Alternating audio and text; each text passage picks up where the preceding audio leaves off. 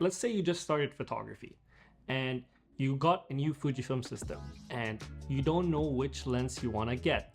Do you get a prime lens? Do you get a zoom lens? Which focal length do you need? So let's say you have enough money to buy one single lens. Then the lens that I recommend you get is the Fujifilm XF 16-55. Here's why.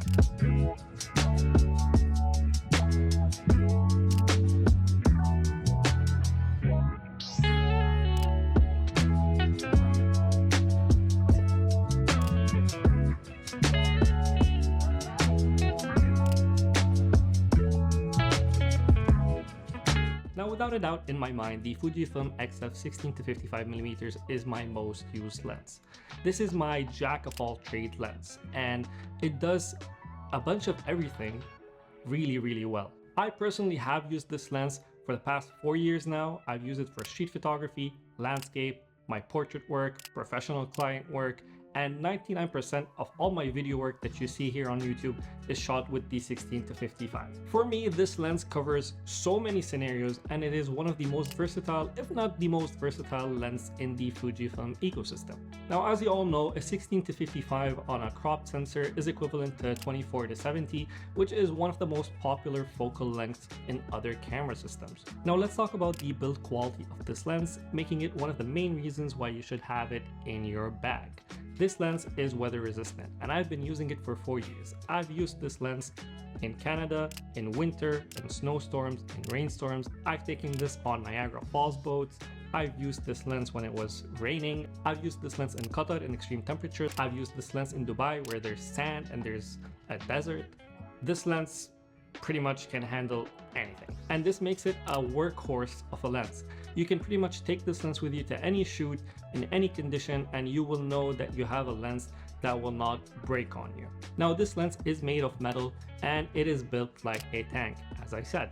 Now, two things. The zoom ring still works perfectly fine and is still one of the best features of this lens. Having the ability to go from 24mm or let's say 16 on a Fuji system to 55 gives you so much versatility and the ability to just get the perfect shot that you want without having to move around too much. The other thing is the focus ring. Now, the focus ring is one of the drawbacks ever since I got this lens. I feel like it's a bit soft and, you know, it doesn't have this cool haptic feedback. I don't know, for me, I just don't really use the focus ring too much, but it's a bit soft and it's getting even softer after 4 years of use. Now, because this lens is made of metal, this makes it a pretty heavy lens, and which is one of the drawbacks of this lens. The 16-55 is a pretty chunky lens and it weighs in at about 655 grams, which makes it a pretty heavy lens to put in your bag. But if you consider that it covers the 16-55 range, this means that you don't have to carry other prime lenses with you. Now, one thing I can recommend is if you have a good grip on your camera, like the new X-T5 or the new X-H2 or X-H2S, then it would make things easier when it comes to handling this lens. Or if you have one of the older cameras, you can buy an external grip that attaches to your camera body. Now, believe it or not, I have dropped this lens before. I know, sucks. I was doing a time lapse on my tripod, and because it is 655 grams and it was really windy, the camera just basically tipped and I scratched the front lens element. But I have used this lens 1,000 times after that. None of my photos have any issues. It's just a small scratch that just doesn't go away. Now, if there's a big reason why you should get this lens, it is because of two letters, and that is LM, which stands for linear motors. And this makes the autofocus on this lens the best autofocus in the Fujifilm system. The new linear motor system by Fujifilm makes their lenses insanely better for autofocus and makes them way quieter.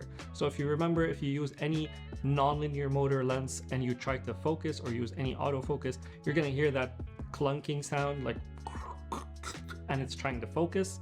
When it comes to the new linear motor lenses, you will not hear anything. It is as silent as a mouse. And this basically means that this lens is better at autofocusing than other Fujifilm lenses. Now, if you're a person who uses manual focus, as I said, the manual focus ring is not something that I really like. So I definitely recommend using back button focusing. But what about the image quality when it comes to the 16-55? The images are very sharp, even at lower apertures. To be fair, they're not going to be as sharp as prime lenses, and that is expected, but this lens has a certain nice look and feel to it where the images, for me, they look pretty sharp, and I even use a mist filter on just because I don't like the over sharpness of images. Even when you're shooting wide open at f2.8 or shooting the widest at 16mm, you will not see any distortions or any issues when it comes to this lens.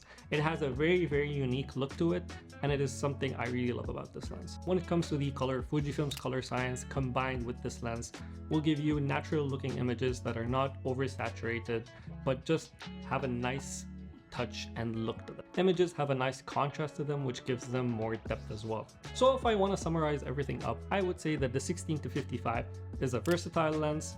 It is a lens that is sharp even at f2.8. It is a lens that is built like a tank, and it is heavy. It is a lens that is weather sealed and has linear motors, which makes autofocusing just amazing. Now obviously this lens is not a cheap lens. It is actually one of the more expensive Fujifilm XF lenses. But again, if you have the money to get it and you don't want to get any other lens and you just want to have one lens in your kit, I would 100% recommend this lens, the 16-55, because I don't think any other lens can compete when it comes to what it does. So to conclude this video, should you get this lens? Well, if you want a lens that is weather resistant, has linear motors, great autofocus, weather sealed, and does the job of many other primes, and if you can afford it, I would 100% recommend it for you. But yeah, that's it for this video. I just wanted to go over the 16-55, which is my most used lens. And if you like this video, consider liking. If you want to subscribe, feel free. Thank you so much for watching this video. I'll see you guys in the next one. Bye.